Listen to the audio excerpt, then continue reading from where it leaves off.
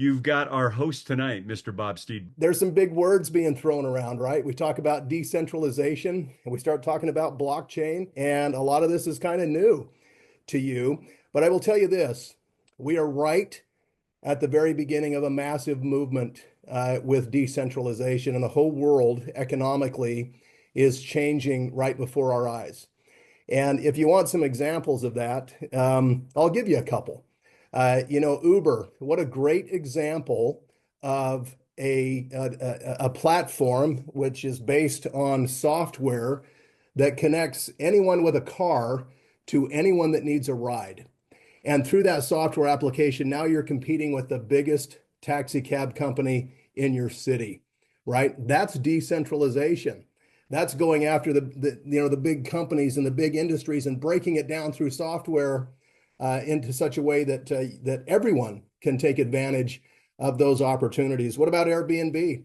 Airbnb is another amazing software that connects people that have an extra space, right? An extra home, extra space in their home, basement, whatever it is, to somebody that needs a place to sleep. And it's all software enabled. That's another great example of decentralization. And it's happening all around us. And when my good friend, Craig Pickering, called me here, it was about a year ago. And he said, listen, he and I had been mining Bitcoin, and we'd had a lot of success mining Bitcoin. And in fact, he and I teamed up with Roger Ver and a couple of other people that you might have heard of in the Bitcoin space. And we created, with some pretty large investment out of Asia, we created one of the largest Bitcoin mining operations in the world at that time. And that was kind of our foray into digital currency, was through mining. And it was quite an experience. We had a lot of fun doing that. But Craig called me and he said, hey, listen, we've got an opportunity here to jump into this decentralization movement. And he said, I think that we ought to focus on data storage. And I thought that was pretty interesting, data storage. Now, any of you that are paying attention to what's going on with data, you realize that data is referred to as the new gold, right? Everybody's chasing data, and everybody wants data because it's so valuable. And so I live up here in Alaska, and that's why you've got these beautiful northern lights shining behind me. Those are the type of lights that I see all winter long right here above my house, by the way. But he called me up here in Alaska and he said, hey, why don't you jump on your dog sled? He likes to tease me. And why don't you ride down here and we'll have a talk about decentralization and the role that we can play in it. And so I went down there and we started talking about building out this layer one blockchain. It was a very interesting conversation because I'll tell you, we had been so focused on the crypto, on the Bitcoin, that we really were overlooking some of the underlying opportunity and infrastructure. And really, you can compare Bitcoin to a golden egg, right? Those are the golden eggs, and all of us are kind of chasing the golden eggs.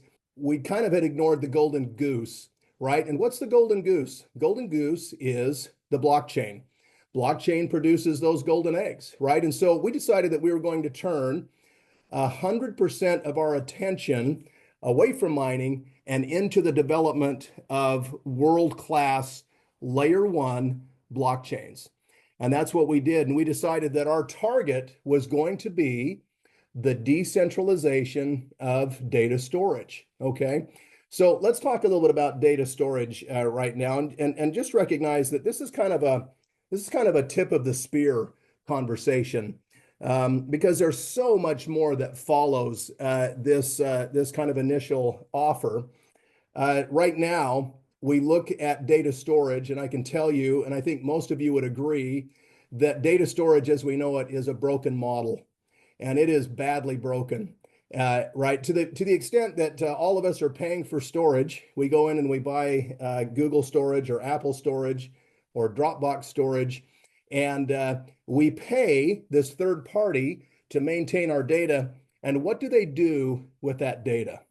What do they do with it? They sell it, don't they? And they don't sell it to the highest bidder.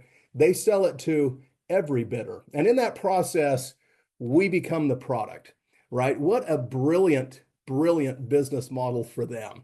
We pay them for the product that they turn around and sell. And so we look at that and say, well, that's broken. That's not the way that it should be. If anything, that data should be protected. It should be cared for. And so our entry into this space when we begin to create this layer one blockchain is centered on first data storage. Okay. Now, to get there, we've got to build out this layer one blockchain. And yeah, we're going to talk about Cirrus here in a minute because it's pretty amazing. On this blockchain, you have an opportunity to come in and buy a software license. So that software license represents a node, and these nodes make up this blockchain. And it's kind of an exciting opportunity. I like it to compare to like a coliseum or a stadium. A lot of you have been to stadiums, coliseums around the world. So I'm a big Dallas Cowboys fan. The stadium is made of brick and it's made of mortar and it's made of glass and steel, and it's a stadium. And I'd like to compare that to a layer one blockchain, right? I like to compare that stadium to the building of a layer one blockchain. And here's why. What happens in that stadium? That stadium hosts some of the biggest football games in the world and some of the biggest college football games and concerts, and all kinds of activities are happening in that stadium, right? And all of those activities are revenue generating activities. And it all kind of goes back to, I guess, Jerry Jones. It goes back to the Dallas Cowboys. It goes back to the owners of the stadium. And the blockchain is very much like that, right? They hold a game. They make money on parking. They make money on concessions. They make money on jerseys and hats and whatnot. And that's kind of the approach that we're taking with the blockchain, because when you come in and you buy a node, it's like having ownership of a stadium. And every activity that happens in that stadium is a revenue generating activity. Okay. So you come in and you buy a node, and congratulations, you're now an owner of the infrastructure of a layer one blockchain, right? That means you get a benefit from everything that happens within that layer one blockchain. And that's pretty exciting. So what's going to happen? How do we generate this revenue to support the layer one blockchain? And this discussion is by far the most important aspect of the business model, right? Because I think probably some of you have been involved with tokens. Maybe you've been involved with other coin or reward programs. And I can tell you that many of them, in fact, almost all of them, are gone. Almost all of them are gone. And in fact, some of you on this call have probably been hurt by some of those programs. And let me tell you what they all had in common. They all had in common a very fatal flaw. And that is this, and it's actually quite simple. The token was their product. The token was the product. And that's problematic on a lot of levels. First of all, it's really not legal in many respects. Certainly doesn't follow a lot of compliance rules. And in my estimation, it's really not even ethical.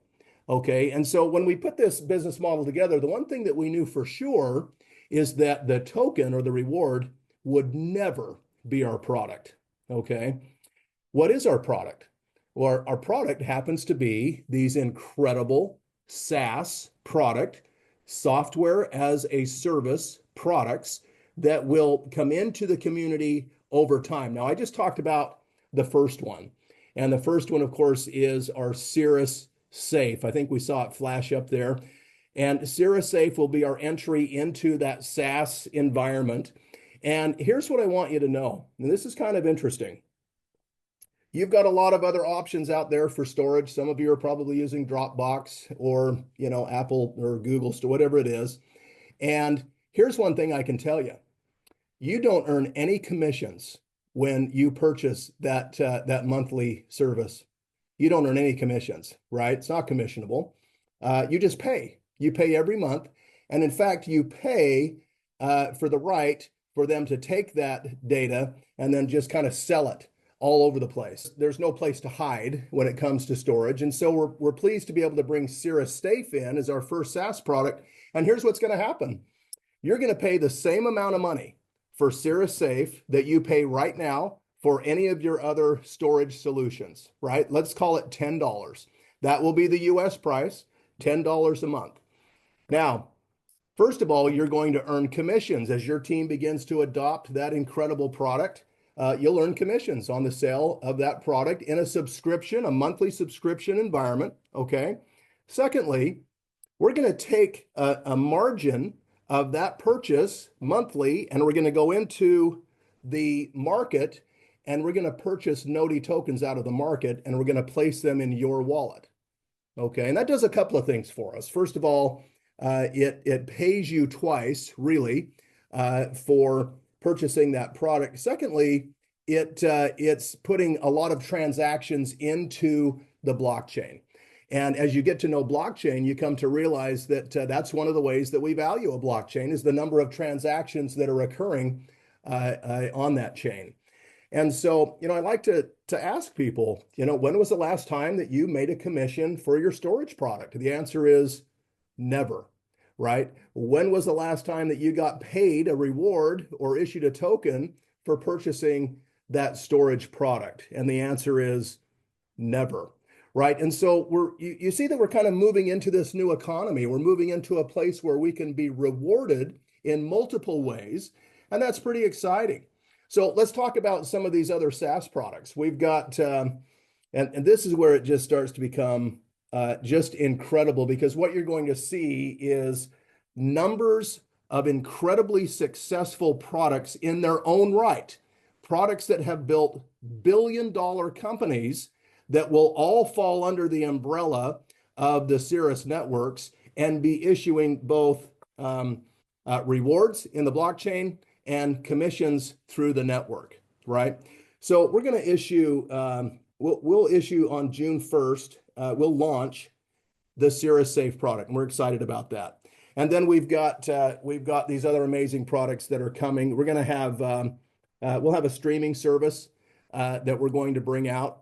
And the streaming service is actually becoming really, really hot right now. We're going to have a great streaming service, and you'll make commissions and you'll make rewards out of the layer one blockchain. We've got, what else have we got? I've got a Zoom product that's coming. We've got here's one we're really excited about. We've got a relationship with T-Mobile, and we're going to be bringing a cellular service into the Cirrus networks. All right.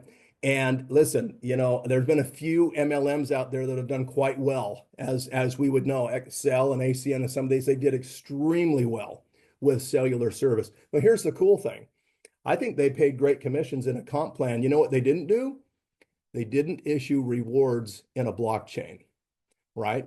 So that's what we're prepared to do with the T-Mobile service. Now, some of you have been paying attention to what's been going on with T-Mobile. T-Mobile is in a new relationship with Starlink.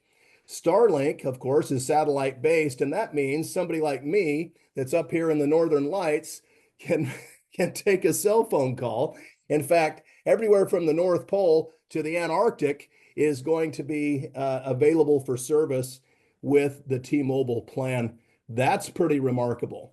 So we're excited about that. We're excited about, some of you have heard about this artificial intelligence smart credit card that is coming into the marketplace. This is just incredible financial technology. The way that this thing aggregates all of the best ideals or ideal situations for purchase right at the point of purchase. That's stuff that's never been done before. Imagine an AI card that not only is saving you money at the point of purchase, right, by accumulating rewards, points, showing you which credit card is going to give you the best bang for your buck at any given time. Sometimes there's, double points, triple points. It depends on the day, the location, the business. Well, AI keeps track of all that because we certainly can't, right? And that's one aspect of the business. What if just by having that card on your phone, and it sits on your phone just like Apple Pay, what if you could, at the end of the month, save $300 or $400 because AI is driving you to the very best possible purchase solution? Well, that would be pretty cool. Well, guess what? That's only the beginning. Because of our relationships with, these banks and credit cards and these third parties, what we can do is aggregate all of those exchange fees and all of those interchange fees and all of those transaction fees, and we can add all of those together and we can drive them back to the card owner. Imagine that, right? So now you're in a situation where you're not just saving money, but we're going to aggregate some of those funds and we're going to drive those back. Let's say that you're saving $300 or $400 a month. Let's say that you're making $200 or $300 a month on that card, right? That's a pretty big swing. That's a big swing. And we've been in this industry for a long time. We talk about on a regular basis what 3 or 4 or 500 extra dollars means to the average person living in the United States or in Australia and around the world. Yeah, it's massive. You realize that there are people that will come into your business and they will never leave. Why would they? You want to know what's exciting about these products? They are all transfer by products. They're transfer by products, right? It means that you're already spending the money. How many of you are being paid right now when, let's say you sit down on a Friday night and you want to pull up your favorite movie? Any of you being paid to watch that movie? You're not. But when you purchase a streaming service through our SaaS, through these SaaS platforms, that's exactly what happens. You start making commission. As your team adopts that philosophy, you start making commissions and you're making rewards in the blockchain. Now, it's hard to believe that this could get any better, but let me tell you something that's super exciting about these SaaS products, okay? And I do see a day where we have 1 million subscribers on that cell phone product. I see a day where we could have 300,000 or 400,000 subscribers on what I believe will be the hottest travel portal ever released into the direct sales industry. Okay. We have brought the best of the best into this environment, and that product is going to fly. Wait till you hear what's happening with Brian Ferry and the health diagnostic app that he is bringing into this environment. Unbelievable stuff. And how many subscribers can we put on that platform? How many storage subscribers can we put on the platform? I don't know, but keep this in mind.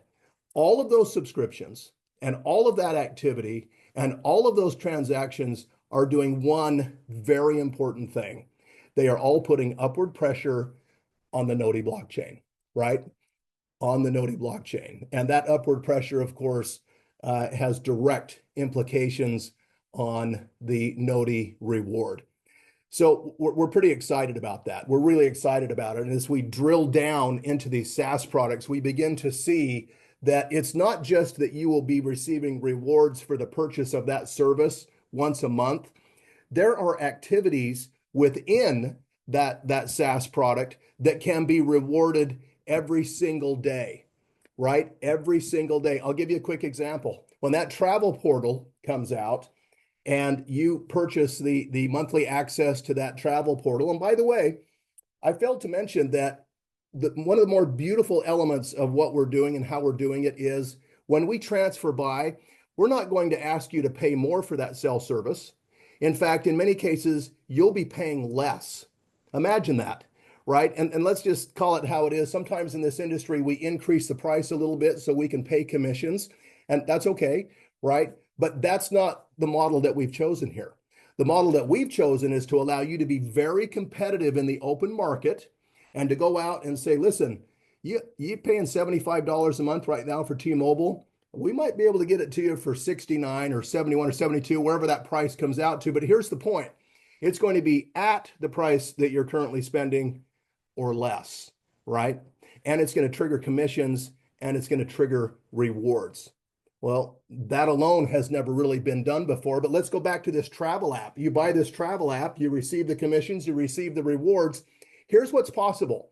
The algorithm is built in such a way that we can take advantage of every aspect of that travel from the time you leave your home, the transportation to the airport, the flight, the bus, the taxi, whatever it is, to your final destination, the hotel, And many of the activities that you would enjoy on that trip or on that vacation, much of that can be tokenized, and much of that will generate rewards that go directly into your wallet. Now, some of you have looked at the Gnodi white paper. You've seen the three buckets. You've got 40% that's allocated to the node owners, right? That's you. You're a digital landlord. When you come in and you buy a node and you're a part of the ownership of that infrastructure, you're a part of the ownership of that stadium, right? And the second 40% bucket is reserved for people who are node owners who are purchasing the SaaS products, right? So you've heard me talk about the rewards that are issued through the use of these subscription products. That's where it comes from. There's a full 40% allocation out of the Gnodi blockchain every single day that will go directly to the node owners who are purchasing those incredible SaaS products.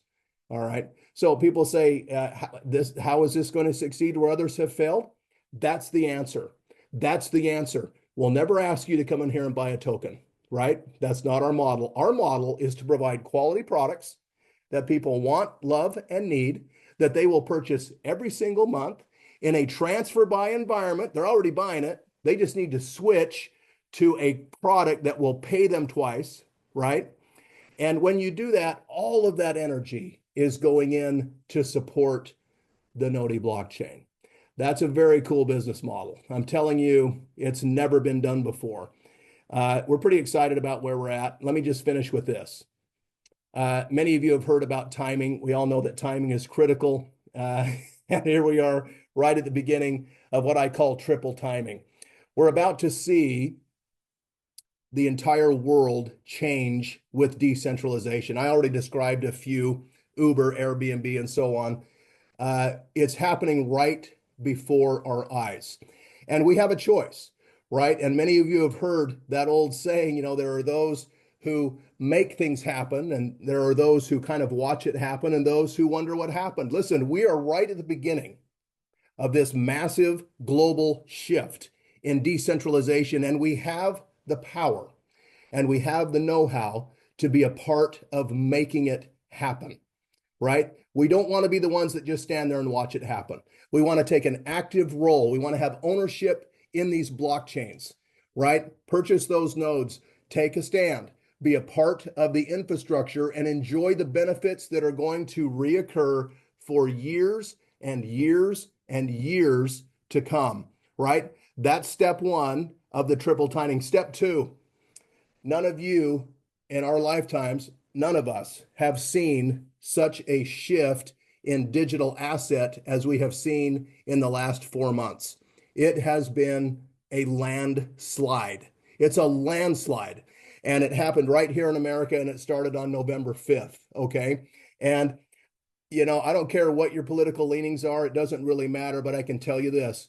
We came out from underneath a rock on November 5th when it comes to digital currency, right? We have an administration now that loves Bitcoin. We have an administration that loves digital assets, so much so that we immediately appointed a crypto czar.